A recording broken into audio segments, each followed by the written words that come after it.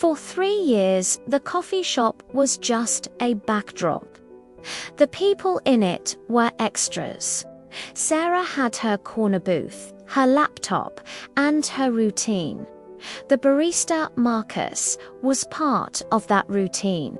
The usual, he'd ask. She'd nod. He'd make her black coffee, oat milk, no sugar. A small kindness in a sea of bad weeks. This particular Tuesday was the worst of them. 2 days ago, she'd been fired. After 7 years of loyalty, her position was suddenly redundant. They handed her a box and 2 weeks severance. At 32, she felt ancient, obsolete.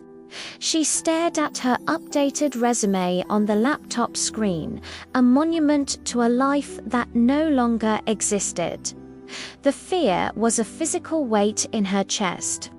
What if no one wanted her? What if she'd already peaked? Rough day. She looked up. It was Marcus, holding her coffee, but he wasn't leaving. He was looking at her, really looking. Rough week, she managed, a weak attempt at a smile. The shop was quiet. He nodded towards the empty seat opposite her. Mind. Sarah hesitated, then shook her head.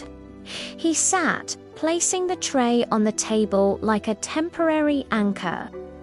"I've worked here for 5 years," he began, his voice surprisingly gentle. "You've come in almost every day for 3 of those. Same order, same booth. You look at your laptop, but you're not really working." She felt a flush of embarrassment. "Is it that obvious?" "Today is different," he said, ignoring her question. "Your hands are shaking, and you're trying really hard not to cry." She couldn't meet his eyes. "I got fired once," Marcus said softly. 2 jobs ago. I was a pharmaceutical salesman. Thought I was on my way to the top." Sarah looked at him then, truly seeing him for the first time. He didn't look like a salesman. He looked content. "What happened?" she asked. "I was good at it," he admitted. "Promotions, big paychecks, the whole deal. But I hated every minute of it. I was so focused on climbing the corporate ladder that I didn't realize I was losing myself. Then they restructured my division. I was out." He paused, and you know what? It was the best thing that ever happened to me. How Sarah's voice cracked, because this is nice, but it's not a career. Marcus smiled, not offended, just thoughtful. "I'm going to tell you something I wish someone had told me back then. A job isn't your life. A company is not your family. They will let you go the second it's convenient for them. But you exist beyond that job title." Tears she'd been holding back started to well up. "When I lost that job," he continued, "I panicked for a solid month. I thought my life was over. Then I realized I had something I hadn't had in years. Freedom. I took this job just to pay the bills, something temporary. That was 3 years ago. So why are you still here?" "Because I work part-time. The rest of the time I write. I'm finishing a novel. It's probably terrible, but it's mine.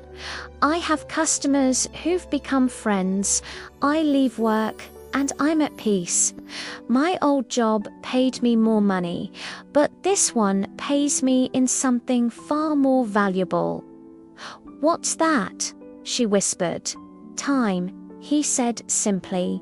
"Time to be a person, not just a worker." Sarah sat with that, the word echoing in the quiet space of the coffee shop. It felt like a lifeline. "You're scared," Marcus stated. "Yes," she admitted. "That's normal. But you're also smart and incredibly driven. You show up consistently every single day.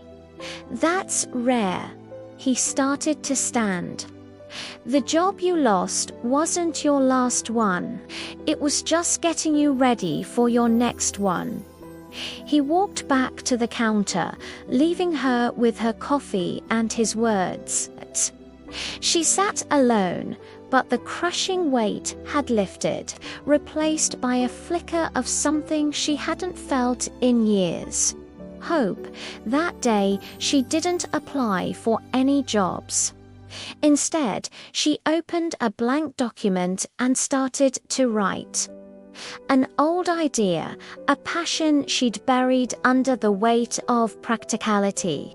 She didn't know where it would lead, but for the first time in a long time, she wasn't afraid of the unknown. 6 months later, Sarah walked into the coffee shop with a different kind of energy. She'd been freelance writing for 3 months, patching together gigs, but she was doing it. "The usual?" Marcus asked from behind the counter. She grinned. "Actually, make it a celebration coffee. Surprise me." His eyes lit up. "Job. Bitter. 3 of them. Actually, freelance. It's chaotic and unpredictable, and I have no idea if it'll last. But," he prompted, "but I'm not terrified anymore," she said. He made her a drink with caramel and cinnamon, an extra shot on the house. As he handed it to her, she said, "You know what's funny? I walked in here that day thinking my life was over, and you, a guy I'd barely spoken to, reminded me that my life was never in that job to begin with." Marcus leaned on the counter. "So, how's the writing going?" "It's slow, it's messy, but I'm doing it. That's all that matters," he said. "Thank you," Sarah said, her voice full of genuine gratitude, "for seeing me." "Thank you," he replied, "for showing up. Consistency means you care, even when you don't know what you're fighting for yet." A year passed. Sarah's freelance career stabilized. She had a small apartment with a home office, but the coffee shop remained her favorite workspace. Marcus was still there. He was assistant manager now, but had turned down the full-time role to protect his writing time. One day, Sarah came in carrying a package. She handed it to him. It was a book, his book. She had used a connection to get his manuscript to an editor who got it to a small publisher. It was real. Marcus held the book, his novel, like it was a fragile artifact. He looked from the cover to her, speechless. I can't believe this is happening." "You always believed," Sarah said. "No," he corrected her, a slow smile spreading across his face. "I hoped. There's a difference." They stood there in the quiet hum of the coffee shop, 2 people who had found their way not by following the map, but by listening to their own compass. Sarah had built a career she loved, part-time with freedom. Marcus was a published author, and it all started because one person saw another person was drowning and didn't just walk by. They sat down and shared a little bit of their own story, reminding them that the end of one chapter is just the beginning of the next. Thanks for watching. Remember to take care of yourselves, and we'll see you in the next one.